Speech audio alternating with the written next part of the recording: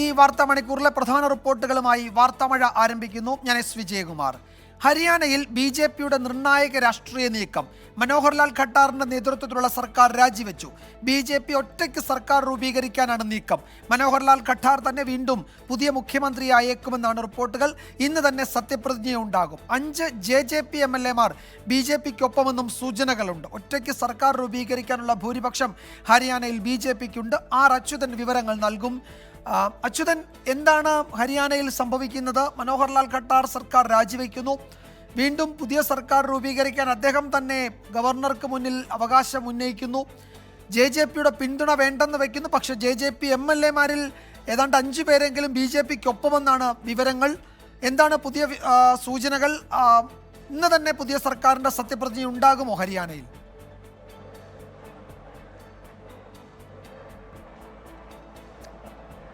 തീർച്ചയായിട്ടും അത്തരം സൂചനകളാണ് വിജയകുമാർ ലഭിക്കുന്നത്. കാരണം ഈ ലോക്സഭാ തെരഞ്ഞെടുപ്പുമായി ബന്ധപ്പെട്ട സീറ്റ് വിഭജനത്തിലെ ചില അഭിപ്രായ വ്യത്യാസങ്ങളാണ് ഈ ഒരു തർക്കങ്ങൾ ഉടലെടുക്കുന്നതിന്, പ്രത്യേകിച്ച് BJP JJP സഖ്യത്തിലെ തർക്കങ്ങൾ ഉടലെടുക്കുന്നതിന് കാരണമായിരിക്കുന്നത് എന്നുള്ള വിവരങ്ങളാണ് ലഭിക്കുന്നത്. പല സീറ്റുകൾ JJP ആവശ്യപ്പെട്ടെങ്കിലും അത് BJP നൽകുവാൻ തയ്യാറായിട്ടില്ല.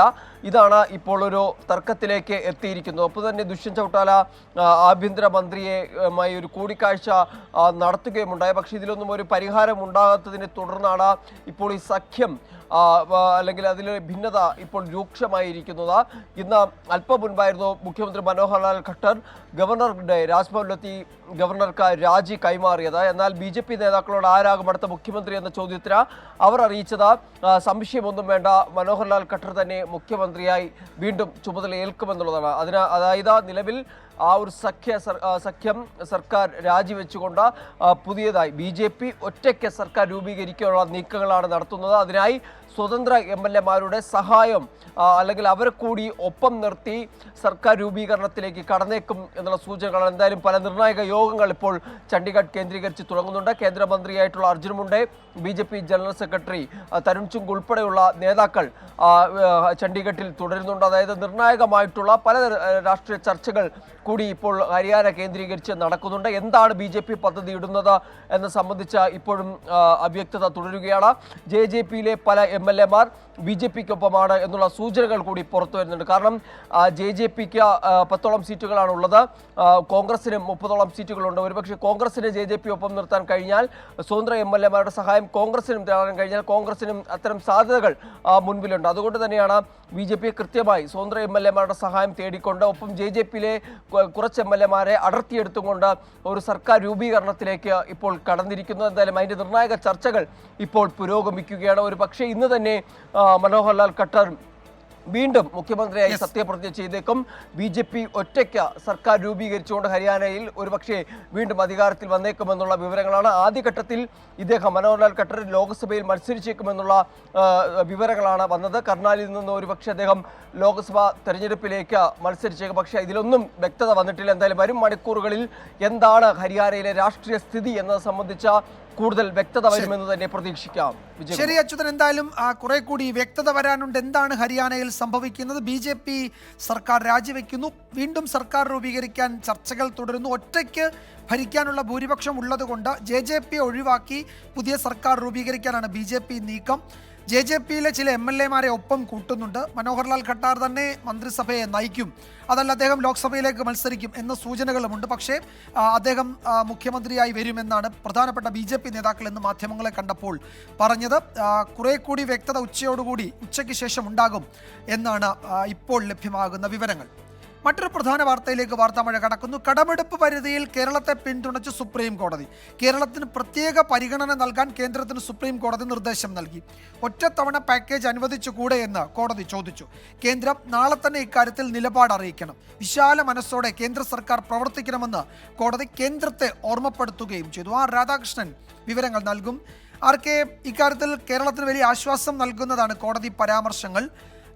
ഇതിൽ കേന്ദ്രം എന്തൊക്കെ കാര്യങ്ങളിലാണ് നാളെ മറുപടി നൽകേണ്ടത്? ഒരു പാക്കേജ് കേരളത്തിന് മാത്രമായി അനുവദിക്കാൻ കഴിയുമോ? അതിൻ്റെ സാധ്യത പരിശോധിക്കണമെന്ന സുപ്രീം കോടതിയുടെ നിർദ്ദേശത്തിലാണോ കേന്ദ്രം നാളെ നിലപാട് അറിയിക്കേണ്ടത്? വിജയൻ, 32,432 കോടി രൂപ ഈ സാമ്പത്തിക വർഷം കേരളത്തിന് കടമെടുക്കാൻ കഴിയും എന്ന നിലപാടാണ് സുപ്രീം കോടതിയിൽ കേന്ദ്രം സ്വീകരിച്ചത്. ഇതിൽ 34 ഇതിൽ നിന്ന് വ്യത്യസ്തമായിട്ട് 34,230 കോടി ഇതിനകം കടമെടുത്തു. ഏതാണ്ട് പൂർണ്ണമായിട്ടുള്ള തുകയും കൈപ്പറ്റിയ ശേഷമാണ് സുപ്രീം കോടതിയിൽ കേരളം ഹർജി സമർപ്പിച്ചത് എന്ന വാദമായിരുന്നു കേന്ദ്ര സർക്കാർ ഉയർത്തിയത്. ഊർജ്ജ മേഖലയിലെ പരിഷ്കാരങ്ങൾക്കായിട്ടുള്ള വായ്പ ഒഴിവാക്കിയുള്ളതാണ് കേരളത്തിന്റെ കണക്കുകൾ. ആ കണക്ക് കൂടി കൂട്ടിയാൽ കേരളത്തിന്റെ വായ്പാ പരിധി വർഷം 48,049 കോടിയാകും എന്നും കേന്ദ്രം നിലപാട് സ്വീകരിച്ചു. ഈ കടമെടുപ്പ് പരിധി പ്രകാരമുള്ള 11,731 കോടി രൂപയ്ക്ക് പുറമെ ഏതാണ്ട് 2,000-ഓളം കോടി രൂപയടക്കം ഏതാണ്ട് 13,068 കോടി രൂപയാണ് ഉടൻ ഇനി കേരളത്തിന് നൽകാനായിട്ട് സാധിക്കുന്നത് എന്ന നിലപാടാണ് കേന്ദ്രം സ്വീകരിച്ചത്. കേന്ദ്രത്തിന്റെ വാദങ്ങളെ സംസ്ഥാനം ശക്തമായിട്ട് ഖണ്ഡിച്ചു. നിയമാനുസൃതം കേരളത്തിന് ഏതാണ്ട് 11,731 കോടി രൂപ വരെ വായ്പ എടുക്കാവുന്ന ഒരു സാഹചര്യം ഇപ്പോഴുണ്ട്. അത് 24,000 കോടി രൂപ വായ്പ എടുക്കാനായിട്ടുള്ള അടിയന്തരമായിട്ടുള്ള അനുമതിയായി ഉയർത്തണമെന്നുള്ളതാണ് സംസ്ഥാനത്തിന്റെ ആവശ്യം. അടുത്ത 10 ദിവസത്തിനുള്ളിൽ ഈ വാദങ്ങൾ കേട്ടതിനു ശേഷം അടുത്ത 10 ദിവസത്തിനുള്ളിൽ എന്ത് ചെയ്യാൻ സാധിക്കും എന്നാണ് കോടതി കേന്ദ്ര സർക്കാരിനോട് ചോദിച്ചിട്ടുള്ളത്. കേരളത്തിന് എത്ര തുക നൽകാൻ കഴിയുമെന്നതിൽ വ്യക്തത വേണം. ഇതിനെക്കുറിച്ച് ആലോചിച്ച് നാളെ അറിയിക്കാനാണ് കോടതി ആവശ്യപ്പെട്ടിട്ടുള്ളത്. സംസ്ഥാനത്തിന്റെ കടമെടുപ്പ് പരിധി ഉയർത്തിക്കൂടെ എന്നും ഒരു ഇതിൽ കഴിഞ്ഞ ദിവസം നടന്ന ചർച്ചകളുടെ തീരുമാനങ്ങൾ ഇന്ന് സുപ്രീം കോടതി അറിയിക്കുമെന്ന് നേരത്തെ ചീഫ് സെക്രട്ടറി പറഞ്ഞിരുന്നു. ഈ ചർച്ചയിൽ ഒരു തീരുമാനവും ഉണ്ടാകാത്ത സാഹചര്യത്തിൽ കോടതി ചില ഉത്തരവുകൾ ഇക്കാര്യത്തിൽ നൽകും എന്നീ ഘട്ടത്തിൽ കരുതാൻ കഴിയുമോ? നാളെ കേന്ദ്രത്തിന്റെ നിലപാട് എന്താണ് എന്ന് അറിയിക്കണം എന്ന ഒരു നിർദ്ദേശമാണ് കോടതി മുന്നോട്ട് വെച്ചിരിക്കുന്നത്. പരമാവധി ഈ വിഷയത്തിൽ ഒരു ഉത്തരവ് ഒഴിവാക്കുക അല്ലെങ്കിൽ ഒരു ഉത്തരവിലേക്ക് പോകുന്നത് ഒഴിവാക്കുക എന്നൊരു താല്പര്യമാണ് സുപ്രീം കോടതി പ്രകടിപ്പിക്കുന്നതെന്ന് നമുക്ക് ഇന്നത്തെ നടപടിക്രമങ്ങളിൽ നിന്നും മനസ്സിലാക്കാനായിട്ട് സാധിക്കുന്നുണ്ട്. പക്ഷേ നാളെയും ഇന്ന് കേന്ദ്രത്തിനെതിരെ കേരളം രൂക്ഷമായിട്ടുള്ള ആക്ഷേപങ്ങളും ഉന്നയിച്ചിട്ടുണ്ട്. ആദ്യമായിട്ട് ഇങ്ങനെ ഒരു ഹർജി നൽകിയ സംസ്ഥാനം കേരളമാണ്. അതുകൊണ്ട് കേരളത്തിന് എതിരെ വളരെ ശക്തമായിട്ടുള്ള നിലപാടാണ് കേന്ദ്രം ഇപ്പോൾ സ്വീകരിക്കുന്നത്. ഈ ഹർജി പിൻവലിച്ചാൽ മാത്രമേ സംസ്ഥാനത്തിന് സഹായം ലഭിക്കൂ എന്നടക്കമുള്ള നിലപാടാണ് കേന്ദ്രം സ്വീകരിച്ചിരിക്കുന്നത് എന്നൊക്കെ കേരളം വ്യക്തമാക്കി. ഇതിന് തുടർച്ചയായിട്ടാണ് മറ്റ് നടപടിക്രമങ്ങൾ മുന്നോട്ട് പോയത്. ഏതായാലും നാളെ ഇതുമായി ബന്ധപ്പെട്ടിട്ടുള്ള വിഷയത്തിൽ എത്ര കോടി സഹായമായി അടിയന്തര സഹായമായിട്ട് കേരളത്തിന് നൽകാൻ സാധിക്കും, പരമാവധി വിട്ടുവീഴ്ച ചെയ്ത് ഒരു തീരുമാനം കൈക്കൊള്ളണം എന്ന സന്ദേശമാണ് സുപ്രീം കോടതി കൈക്കൊണ്ടിരിക്കുന്നത്. നാളെ 10:30 മണിക്ക് ഇക്കാര്യം സുപ്രീം കോടതിയിൽ കേന്ദ്ര സർക്കാർ വ്യക്തമാക്കും. യെസ്, സുപ്രീം കോടതി ചില പ്രധാനപ്പെട്ട നിർദ്ദേശങ്ങൾ ഇക്കാര്യത്തിൽ മുന്നോട്ട് വച്ചിട്ടുണ്ട്. അതിൽ എന്താണ് കേന്ദ്ര നിലപാട് എന്ന് നാളെ 10:30 സുപ്രീം കോടതിയെ അറിയിക്കണം. അതുകൂടി പരിശോധിച്ച ശേഷമാകും ഇക്കാര്യത്തിലെ തുടർ ഉത്തരവുകൾ വേണോ അതോ പുതിയ നിർദ്ദേശങ്ങൾ നൽകണോ എന്ന കാര്യത്തിൽ കോടതി ഒരു തീരുമാനമെടുക്കുക. ആർ രാധാകൃഷ്ണനാണ് വിവരങ്ങൾ നൽകിയത്. പൗരത്വ നിയമ ഭേദഗതിക്കെതിരെ വീണ്ടും സുപ്രീം കോടതിയെ സമീപിക്കാൻ സംസ്ഥാന സർക്കാർ നീക്കം. നിലവിലെ ഹർജി കോടതിയിൽ പരാമർശിക്കണോ, പുതിയ ഹർജി നൽകണോ, ഇക്കാര്യങ്ങളിൽ നിയമോപദേശം തേടും. അതേസമയം CAA ചട്ടങ്ങൾ സ്റ്റേ ചെയ്യണമെന്നാവശ്യപ്പെട്ട് മുസ്ലിം ലീഗ് സുപ്രീം കോടതിയെ സമീപിച്ചു. അടിയന്തര ഇടപെടൽ ആവശ്യപ്പെട്ട് DYFIയും കോടതിയിലെത്തിയിട്ടുണ്ട്. തെരഞ്ഞെടുപ്പ് അടുത്തിരിക്കെ വിഷയം പ്രചാരണ ആയുധമാക്കുകയാണ് കേരളത്തിൽ LDFും UDFും. ചില പ്രതികരണങ്ങളിലേക്ക് ആദ്യം. ഒരാവശ്യമില്ലാതെ സുപ്രീം കോടതിയിൽ ഇത് നടപ്പാക്കാൻ തങ്ങൾ ഉദ്ദേശിക്കുന്നില്ല ഇപ്പോൾ എന്ന് അഫിഡവിറ്റ് കൊടുത്തതിന് ശേഷമാണ്, കേസുള്ള സമയത്താണ് ഈ ചട്ടം തെരഞ്ഞെടുപ്പിന് തൊട്ടു മുമ്പ് കൊണ്ടുവന്നത്. ഇത് രാജ്യത്തെ ഭിന്നിപ്പിക്കുന്നതിന് വേണ്ടിയും വിഭജിപ്പിക്കുന്നതിന് വേണ്ടിയിട്ടും ചെയ്തിട്ടുള്ളൊരു നടപടിയാണ്. യഥാർത്ഥത്തിൽ വർഗീയ ധ്രുവീകരണം നടത്തി തെരഞ്ഞെടുപ്പിൻ്റെ തൊട്ടു മുമ്പ് അതിൽ നിന്നും രാഷ്ട്രീയ മുതലെടുപ്പ് നടത്താൻ വേണ്ടിയിട്ടുള്ള സംഘപരിവാർ ഗവൺമെൻറ്റിൻ്റെ ഈ ശ്രമത്തെ ഞങ്ങൾ ശക്തിയായി എതിർക്കും. സംസ്ഥാന ഗവൺമെൻറ്റുകൾ അങ്ങനെ പറയുന്ന കാര്യം നല്ല തന്നെ. പക്ഷേ എന്താ പ്രശ്നം എന്ന് വെച്ച് കഴിഞ്ഞാൽ സംസ്ഥാന ഗവൺമെൻറ്റുകളെ മറികടന്നുകൊണ്ടുള്ള സമിതിയാണുള്ളത്. അതാണ് വിഷയം.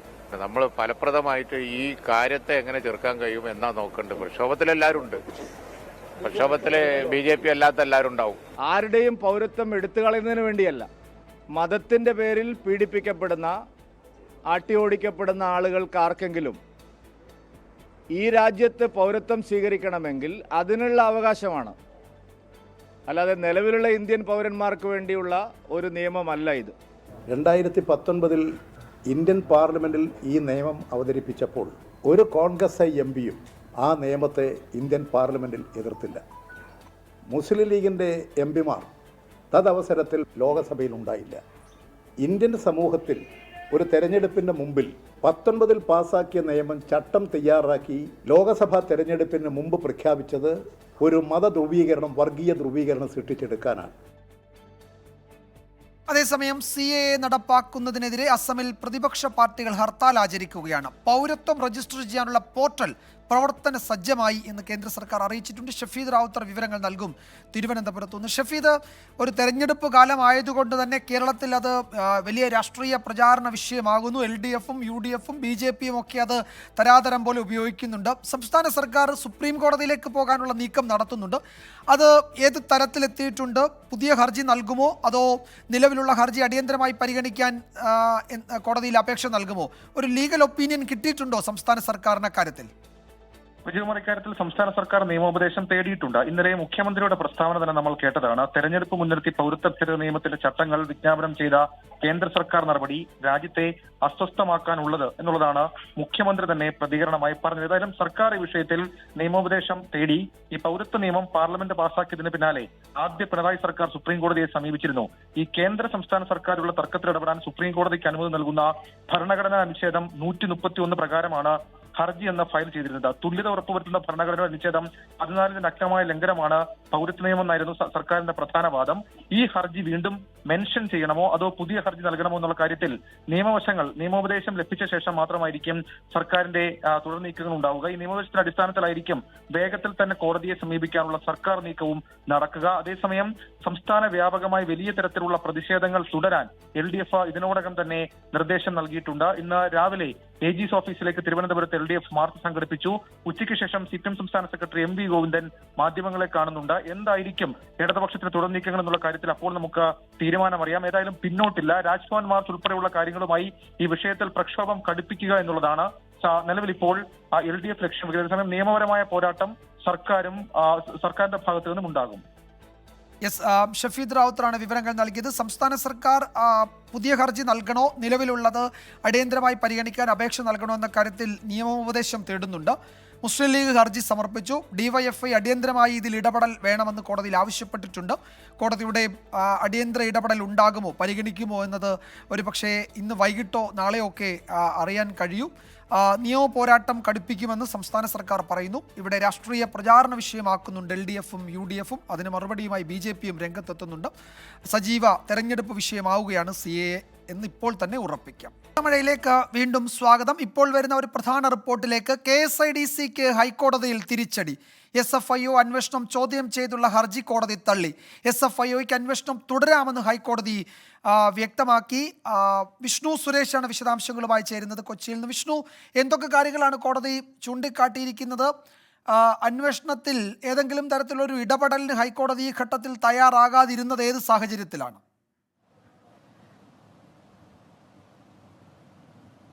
വിജയകുമാർ, ഈ KSIDCയുടെ ഈ അന്വേഷണം, SFIO അന്വേഷണം റദ്ദു ചെയ്യണമെന്ന് ആവശ്യപ്പെട്ട ഹർജി നൽകിയ ആദ്യഘട്ടം മുതൽ തന്നെ ഹൈക്കോടതി വ്യക്തമാക്കുന്നുണ്ട് അത്തരത്തിൽ റദ്ദാക്കാനുള്ളൊരു സാഹചര്യം നിലവിലില്ല എന്ന്. ഇന്ന് അത് കുറച്ചുകൂടി വ്യക്തമായി പറഞ്ഞിരിക്കുന്നു. അതായത് KSIDCക്കെതിരെയുള്ള SFIO അന്വേഷണം അത് തുടരാം, ഒരു തരത്തിലുള്ള കാര്യങ്ങളും മറച്ചുവെക്കരുതെന്ന് KSIDCക്ക് നിർദ്ദേശവും നൽകിയിരിക്കുന്നു. നേരത്തെ ഈ കേസ് പരിഗണിച്ച ഘട്ടത്തിൽ കോടതി വ്യക്തമാക്കിയതാണ് KSIDC പൊതുപണം ഉപയോഗിച്ച് പ്രവർത്തിക്കുന്ന ഒരു സ്ഥാപനമാണ്. അത്തരത്തിലൊരു സ്ഥാപനം സംശയത്തിന്റെ നിഴൽ വരുമ്പോൾ നിങ്ങൾ അന്വേഷണത്തെ സ്വാഗതം ചെയ്യുകയാണ് വേണ്ടത്. അതല്ല എങ്കിൽ അത് സംശയത്തിന്റെ നിഴലിലേക്ക് പോകും. പിന്നീട് എന്തുകൊണ്ടാണ് നിങ്ങൾ ഇതിനെ എതിർക്കുന്നത് തുടങ്ങിയ രൂക്ഷ വിമർശനം നേരത്തെ KSIDCക്കെതിരെ ഹൈക്കോടതി ഉന്നയിച്ചിരുന്നു. KSIDC വ്യക്തമാക്കുന്നത് ഈ CMRLന്റെ ഇടപാടുകളുമായി ബന്ധപ്പെട്ട തങ്ങൾക്ക് അവ്യക്തതകൾ അല്ലെങ്കിൽ ഉണ്ടായ ഘട്ടത്തിൽ തന്നെ തങ്ങൾ പങ്കാളിത്തം പിൻവലിച്ചു എന്നാണ്. എന്നാൽ കോർപ്പറേറ്റ് മന്ത്രാലയം കോടതിയിൽ നൽകിയിരിക്കുന്ന ഹർജിയിൽ വ്യക്തമാക്കുന്നത് ഈ സംശയകരമായ സാമ്പത്തിക ഇടപാടുകൾ CMRLന്റെ ഭാഗത്ത് ഉണ്ടാകുമ്പോൾ അതുമായി ബന്ധപ്പെട്ട് ഒരു ജാഗ്രത പുലർത്താൻ KSIDCക്ക് ആയിട്ടില്ല എന്നൊരു ഗുരുതര കാര്യം ചൂണ്ടിക്കാണിച്ചിരുന്നു. ഇതെല്ലാം പരിഗണിച്ചുകൊണ്ടാണ് അന്വേഷണം തുടരട്ടെ എന്ന നിലപാടിലേക്ക് ജസ്റ്റിസ് ദേവൻ രാമചന്ദ്രൻ അധ്യക്ഷനായ ബെഞ്ച് നിലപാട് സ്വീകരിച്ചത്. ഈ കേസ് വീണ്ടും അടുത്ത മാസം 5-ാം തീയതി പരിഗണിക്കും. തുടർവാദങ്ങൾ ഇതിൽ ഉണ്ടാകും. അതുവരെ അന്വേഷണം തുടരാം എന്ന് കോടതി വ്യക്തമാക്കുകയും ചെയ്തിട്ടുണ്ട്. വിജയകുമാർ. വിഷ്ണു, ഇന്ന് കോടതിയിൽ കേന്ദ്ര സർക്കാർ എന്തെങ്കിലും വാദമുഖങ്ങൾ അവതരിപ്പിച്ചോ? അന്വേഷണം നടക്കുന്നുണ്ട്, അതിൻ്റെ പുരോഗതി സംബന്ധിച്ചോ എന്തെങ്കിലും വിശദാംശങ്ങൾ ഈ ഘട്ടത്തിൽ കോടതിയെ അറിയിക്കാൻ കേന്ദ്ര സർക്കാർ തയ്യാറായിട്ടുണ്ടോ?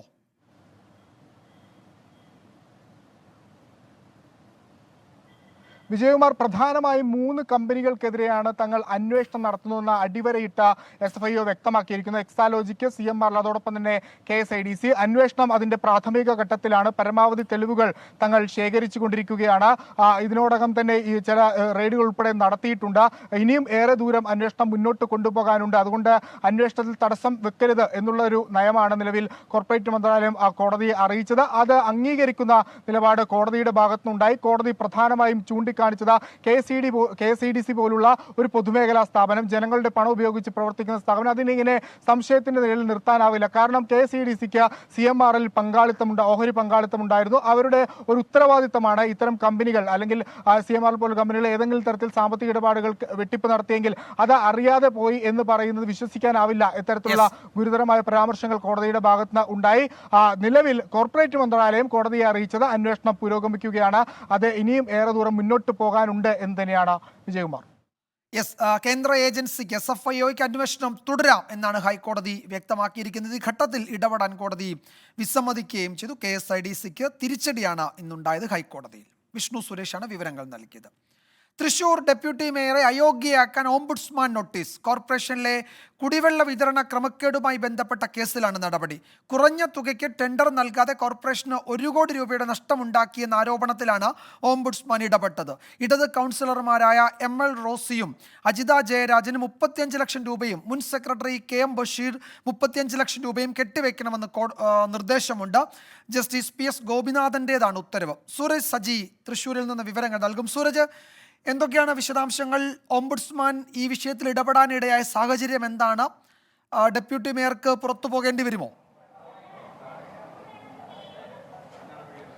വിജയകുമാർ, ഈ മാസം 1-ാം തീയതിയാണ് ഇത് സംബന്ധിച്ച ഉത്തരവ് ഇറങ്ങിയിരിക്കുന്നത്. പക്ഷേ ഈ ഉത്തരവ് കോർപ്പറേഷൻ ഇടപെട്ട് പൂഴ്ത്തിവെക്കുകയായിരുന്നു എന്നുള്ളതാണ് പ്രതിപക്ഷം ആരോപണം. എന്തായാലും ഈ തൃശൂർ കോർപ്പറേഷനെ സംബന്ധിച്ച് ഈ ഒരു കൗൺസിലറുടെ ഭൂരിപക്ഷത്തിലാണ് നിലവിൽ ഈ ഭരണം മുന്നോട്ട് പോകുന്നത്. അതുകൊണ്ട് തന്നെ ഡെപ്യൂട്ടി മേയർ രാജിവെച്ച് കഴിഞ്ഞാൽ അതൊരു വലിയ ഭരണപ്രതിസന്ധിയിലേക്ക് പോകും. അങ്ങനെ ഒരു സ്ഥിതിയിലേക്കാണ് കാര്യങ്ങൾ കൊണ്ടുചെന്ന് എത്തിച്ചിരിക്കുന്നത്. ഈ സംഭവത്തിലേക്ക് വന്നു കഴിഞ്ഞാൽ തൃശൂർ കോർപ്പറേഷൻ പരിധിയിൽ കുടിവെള്ള വിതരണവുമായി ബന്ധപ്പെട്ടുകൊണ്ടാണ് 1 കോടി രൂപയുടെ ക്രമക്കേട് നടന്നിരിക്കുന്നത്.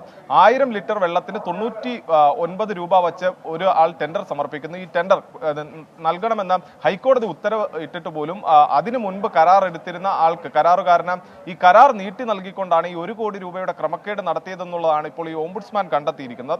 ഇതുമായി ബന്ധപ്പെട്ടുകൊണ്ടാണ് ഈ 1 കോടി രൂപ നഷ്ടം വരുത്തിയ സംഭവവുമായി ബന്ധപ്പെട്ടുകൊണ്ടാണ് മുൻ കോർപ്പറേഷൻ മേയറായിട്ടുള്ള അജിത ജയരാജൻ, അതുപോലെ തന്നെ ഇടത് കൗൺസിലറായിട്ടുള്ള ML റോസി എന്നിവർക്കെതിരെ ഇപ്പോൾ ഈ നടപടി ആവശ്യപ്പെട്ടുകൊണ്ട് ഈ ഉത്തരവിട്ടിരിക്കുന്നത്. അതിൽ പ്രധാനമായും പറയുന്നത് ഇവരെ അയോഗ്യരാക്കാൻ നടപടി സ്വീകരിക്കണമെന്ന് ആവശ്യപ്പെട്ടുകൊണ്ട് തെരഞ്ഞെടുപ്പ് കമ്മീഷൻ അടക്കം ഓംബുഡ്സ്മാൻ ഉത്തരവ് നൽകിയിട്ടുണ്ട് എന്നുള്ളതാണ് മനസ്സിലാക്കാൻ കഴിയുന്നത്. അങ്ങനെയെങ്കിൽ അത് ഈ ഉത്തരവ് ഇറങ്ങിയതിന് തൊട്ടു പിന്നാലെ തന്നെ CPM നേതൃത്വവുമായി എല്ലാം ഇവർ ചർച്ചകൾ നടത്തി. ഇപ്പോൾ രാജിവെച്ചാൽ അതൊരു ഭരണ പ്രതിസന്ധിയിലേക്ക് പോകുമെന്നും രാജിവെക്കേണ്ടതില്ല എന്നുള്ളതുമാണ് CPM ഇവർക്ക് നൽകിയിരിക്കുന്ന നിർദ്ദേശം. ജനതാദളിന്റെ കൗൺസിലറാണ് ML റോസി. എന്തായാലും വലിയൊരു ഭരണ പ്രതിസന്ധിയിലേക്ക് കാര്യങ്ങൾ പോകുന്നു. വലിയ പ്രതിഷേധവുമായി പ്രതിപക്ഷവും രംഗത്തെത്തിയിരുന്നു. ഇന്ന് ചേർന്ന കോർപ്പറേഷൻ കൗൺസിൽ അടക്കം കനത്ത പ്രതിഷേധം അത് പ്രതിപക്ഷത്തിന്റെ ഭാഗത്തു നിന്നുണ്ടായി. ഡെപ്യൂട്ടി മേയർ അടക്കം തടഞ്ഞു വെച്ചുകൊണ്ടുള്ള പ്രതിഷേധങ്ങളിലേക്കാണ് ഈ പ്രതിപക്ഷ കൗൺസിലർമാർ പോയത്. എന്തായാലും വരും ദിവസങ്ങളിലും ശക്തമായ പ്രതിഷേധവുമായി മുന്നോട്ട് പോകാനാണ് പ്രതിപക്ഷത്തിന്റെ തീരുമാനം. ഡെപ്യൂട്ടി മേയറെ പുറത്താക്കണം എന്നൊരാവശ്യമാണ് പ്രതിപക്ഷം മുന്നോട്ട് വയ്ക്കുന്നത്. വിജയകുമാർ, ഇത് സൂരജ്, അസാധാരണ സ്ഥിതിവിശേഷം, ഭരണപ്രതിസന്ധിയൊക്കെ ഉണ്ടാക്കും.